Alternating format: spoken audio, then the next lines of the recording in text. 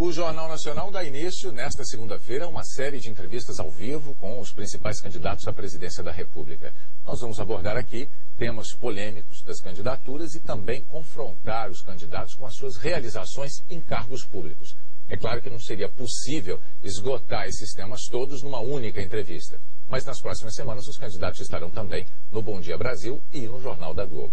O sorteio, realizado com a supervisão de representantes dos partidos, determinou que a candidata do PT, Dilma Rousseff, seja a entrevistada de hoje. Nós agradecemos a presença da candidata. Boa noite, candidata. Boa noite. E informamos também que o tempo de 12 minutos da entrevista começa a contar a partir de agora. Candidata, o seu nome como candidata do PT à presidência foi indicado diretamente pelo presidente Lula. Ele não esconde isso de ninguém. Algumas pessoas criticaram, disseram que foi uma medida autoritária por não ter ouvido as bases do PT.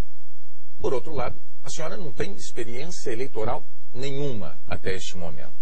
A senhora se considera preparada para governar o Brasil longe do presidente Lula? Olha, William, Fátima, eu considero que eu tenho experiência administrativa suficiente. Eu fui secretária municipal da Fazenda, aliás, a primeira secretária municipal da Fazenda de Capital. Depois eu fui sucessivamente, por 2 vezes, secretária de Energia no Rio Grande do Sul. Assumi o Ministério de Minas e Energia, também fui a primeira mulher e fui coordenadora do governo ao assumir a chefia da Casa Civil, que, como vocês sabem, é o segundo cargo mais importante na hierarquia do governo federal. Então eu me considero, William, preparada para governar o país. E mais do que isso, eu tenho experiência, eu conheço o Brasil de ponta a ponta, conheço os problemas do governo brasileiro. A sua relação com o presidente Lula, a senhora faz questão de dizer que é muito afinada com ele. Junto a isso, o fato de a senhora não ter experiência e ter tido o nome indicado diretamente por ele, de alguma maneira, a senhora acha que isso poderia fazer com que o eleitor enxergasse o presidente Lula atualmente como um tutor do seu governo, caso eleito? Você sabe, Bonner, o pessoal tem de escolher o que eu sou. Uns dizem que eu sou uma mulher forte, outros dizem que eu tenho tutor. Eu quero te dizer o seguinte, a minha relação política com o presidente Lula, eu tenho imenso orgulho dela. Eu participei diretamente com o presidente, fui o braço direito e esquerdo dele, nesse processo de transformar o Brasil num país diferente, um país que cresce, que distribui renda, em que as pessoas têm a primeira vez, depois de muitos anos, a possibilidade de subir na vida. Então, eu não vejo problema nenhum na minha relação com o presidente Lula. Pelo contrário, eu vejo que até é um fator muito positivo, porque ele é um grande líder e é reconhecido isso no mundo inteiro. A senhora falou de temperamento. Alguns críticos, muitos críticos e alguns até aliados falam que a senhora tem um temperamento difícil. O que a gente espera de um presidente é que ele, entre outras coisas, seja capaz de fazer alianças, de negociar, ter habilidade política para fazer acordos. A senhora, de que forma pretende que esse temperamento que dizem ser duro, difícil, não interfira no seu governo, caso eleito? Fátima, eu estava respondendo justamente isso, que eu acho que tem visões construídas a meu respeito. Eu acho que eu sou uma pessoa firme, acho que em relação aos problemas do povo brasileiro, eu não vacilo, né? Eu acho que tem de ser resolvido prontamente, nós temos de fazer um enorme esforço. Eu me considero hoje, até pelo cargo que eu ocupei, extremamente preparada no sentido do diálogo.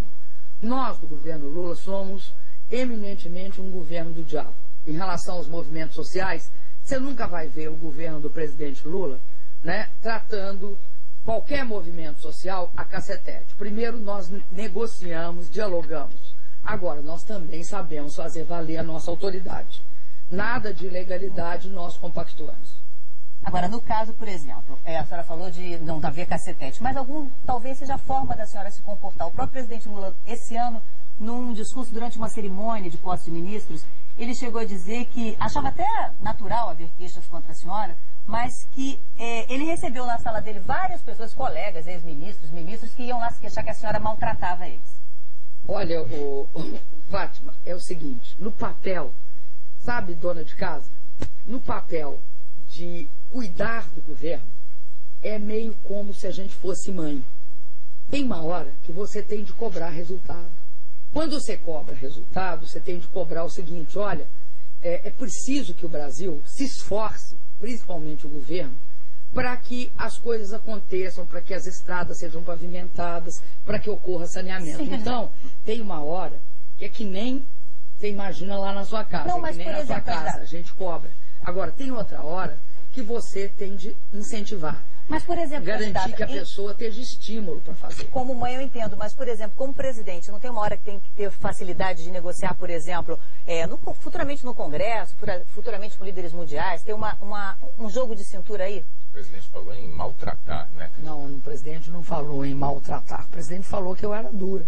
Não, ele disse isso, a senhora me perdoe, mas o discurso dele está disponível. Ele disse assim, as pessoas diziam que a senhora que foram maltratados pela senhora, mas a gente também não precisa ficar nessa questão até o fim da entrevista. Tem outros temas. É muito difícil, depois de anos e anos de paralisia, e houve isso no Brasil. Né? O Brasil saiu de uma era de desemprego, desigualdade, estagnação, para uma era de prosperidade. Nós tínhamos perdido a cultura do investimento. Vamos falar de alianças políticas. Houve uma força muito grande da minha parte nesse sentido de cumprir meta, de fazer com que o governo Lula fosse esse o sucesso que eu tenho certeza que ele está sendo. Bem, a senhora tem agora nessa candidatura, além do apoio do presidente, a senhora também tem alianças, né, formadas para essa sua candidatura. Por exemplo, a do deputado Jader Barbalho, por exemplo, a do senador Renan Calheiros, por exemplo, da família Sarney. A senhora tem o apoio do ex-presidente Fernando Collor. São todas figuras da política brasileira que, ao longo de muitos anos, o PT, o seu partido, criticou severamente, eram considerados como oligarcas pelo PT. Onde foi que o PT errou? Ou melhor, quando foi que ele errou? Ele errou quando fez aquelas críticas todas ou ele está errando agora quando botou todo mundo debaixo do mesmo guarda-chuva? E eu vou te falar, eu perguntava outra coisa, aonde foi que o PT acertou? O PT acertou quando percebeu que governar um país com a complexidade do Brasil implica necessariamente a sua capacidade de construir uma aliança ampla. O PT não tinha experiência de governo, agora tem. Agora, nós não erramos, eu vou te explicar em que sentido. Não é que nós aderimos ao pensamento de quem quer que seja. O governo Lula tinha uma diretriz: focar na questão social, fazer com que o país tivesse a seguinte oportunidade. Primeiro, um país que era considerado dos mais desiguais do mundo, né, diminuir em 24 milhões a pobreza. Um país em que as pessoas não subiam na vida, elevar para as classes médias 31 milhões de brasileiros. Para fazer isso, quem nos apoia, aceitando os nossos princípios, aceitando as nossas diretrizes de governo, a gente aceita do nosso lado, não nos termos de quem quer que seja, mas nos termos de um governo que quer levar o Brasil para um outro patamar, para uma outra... Então, o resumo é, o PT não errou, nem naquela ocasião, nem agora. Não, eu acho que o PT não tinha tanta experiência, sabe, Bonner? Eu reconheço isso. Ninguém pode achar que um partido como o PT... que nunca tinha estado no governo federal, tenha, naquele momento, a mesma experiência que tem hoje. Acho que o PT aprendeu muito, mudou, porque a capacidade de mudar é importante. Vamos lá, mudou. Candidata, vamos aproveitar o tempo da melhor maneira. Quer dizer, o PT tem hoje, já nas costas, 8 anos de governo, então é razoável que a gente tente abordar aqui algumas das realizações. Vamos discutir um pouco o desempenho do governo em algumas áreas, começando pela economia. O governo festeja, comemora muito melhoras da área econômica. No entanto, o que a gente observa é que quando se compara o crescimento do Brasil com países vizinhos, como Uruguai, Argentina, Bolívia, e também com aqueles pares dos BRICS, os chamados países emergentes, como China, Índia, Rússia, o crescimento do Brasil tem sido sempre menor do que de todos eles. Por quê? Olha, eu acredito que nós tivemos um processo muito mais duro no Brasil com a crise da dívida e com o governo que nos antecedeu. Mais dura do que no Uruguai e na Bolívia, candidato? Acho que o Uruguai e a Bolívia são países que são, sem nenhum menosprezo, acho que os países pequenos têm que ser respeitados, do tamanho de alguns estados menores do Brasil. O Brasil é um país de 190 milhões de habitantes. Nós tivemos um processo no Brasil muito duro. Quando chegamos no governo, a inflação estava fora do controle. nós tínhamos uma dívida com o Fundo Monetário que vinha aqui e dava toda a receita para que a gente ia fazer. Correto, o que nós tivemos de fazer? A Rússia também teve dificuldades e é um país enorme. Mas só um pouquinho, o que nós tivemos de fazer, Bonner? Nós tivemos de fazer um esforço muito grande para colocar as finanças no lugar. E depois, com estabilidade, crescer. E isso, esse ano, a discussão nossa, nós estamos entre os países que mais crescem no mundo.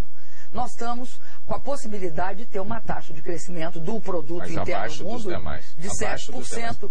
Não necessariamente, Bonner, porque a queda, por exemplo, na Rússia, sem fazer comparações com soberba, mas a queda da economia russa no ano passado foi terrível. A senhora, nós tivemos um nível mínimo, criamos quase 1.700.000 empregos no ano da crise. Vamos falar um pouquinho então de um outro problema que é o saneamento. Segundo números do IBGE, o saneamento no Brasil passou de 46,4% para 53,2% no governo Lula, um aumento pequeno, de 1 ponto percentual mais ou menos ao ano. Por que um resultado fraco numa área que é muito importante para a população? Porque nós vamos ter um resultado excepcional a partir dos dados quando for feita a pesquisa em 2010. Talvez, Fátima, uma das áreas em que eu mais me empenhei foi a área de saneamento. Porque o Brasil, só para você ter uma ideia, investia menos de 300 milhões, o governo federal, menos de 300 milhões no Brasil inteiro.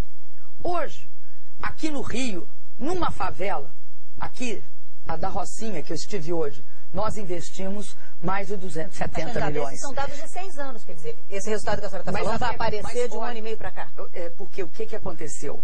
Nós lançamos o programa de aceleração do crescimento para o caso do saneamento na metade de 2007. Começou a amadurecer porque o país parou de fazer projeto, prefeitos e governadores. Apresentaram os projetos agora, em torno de início de 2008. E aceleraram. Agora, eu estava vendo, recentemente, nós temos hoje uma execução de obras no Brasil inteiro. Aqui, Rocinha, Pavãozinho, Complexo do Alemão, obras de saneamento, obras de habitação, a Baixada Santista no Rio e a Baixada Fluminense aqui no Rio de Janeiro, ela teve um investimento monumental em saneamento. A gente gostaria agora que a senhora, em 30 segundos, desse uma mensagem ao eleitor, se despedindo então aqui da sua participação no Jornal Nacional. Olha, eu agradeço a vocês dois e quero dizer para o eleitor o seguinte: o meu projeto é dar continuidade ao governo do presidente Lula, mas não é repetir, é avançar e aprofundar. É basicamente esse olhar social que tira o Brasil de uma situação de país emergente e leva o nosso país a uma situação de país desenvolvido, com renda, com salário decente, com professores bem pagos e bem treinados. Eu acredito que o Brasil é a hora e a vez dele, que nós vamos chegar a uma situação muito diferente, cada vez mais avançada agora, no final de 2014, nesse governo. Muito obrigada, candidata, pela sua participação aqui na bancada do Jornal Nacional. Amanhã, a entrevistada ao vivo aqui no Jornal Nacional será a candidata do PV, Marina Silva. Veja a seguir